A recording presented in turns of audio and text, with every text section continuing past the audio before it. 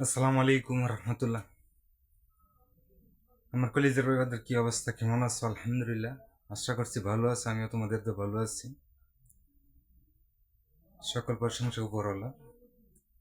So বন্ধুরা, আজকে সবে বরাতের নামাজ গেল। তো অনেকেই নামাজ পড়ছে, আবার অনেকেই নামাজ পড়ে নাই। যারা পড়ো নাই তাদেরকে বলছি উদ্দেশ্য করে, অবশ্যই নামাজটা পড়ে আসো। কারণ আজকে সারা রাত ইবাদত করতে পারবো। আল্লাহ তাআলার ইবাদত করা রাত্র।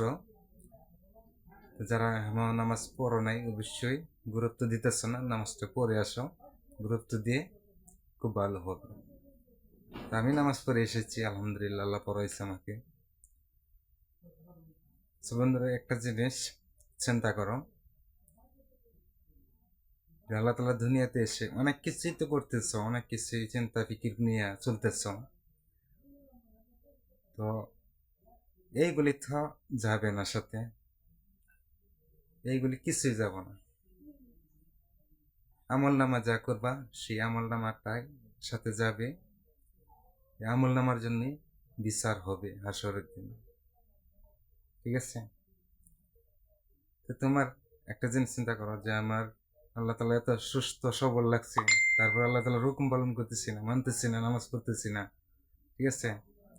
যে আমার যে অনেক সাইডে বাইডে ড্রাইভারদের আছে, অনেকেই আল্লাহ তালার বানাইছে লোলা ডেংরা, তারার চেয়ে অনেক ভালো লাগছে না তোমার আর আমারে?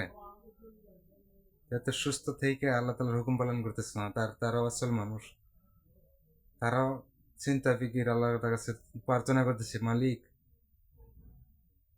আমি নামাজ পড়তে ইচ্ছা, কিন্তু আমি পড়তে পারি না, পড়ার তৌফিক দাও।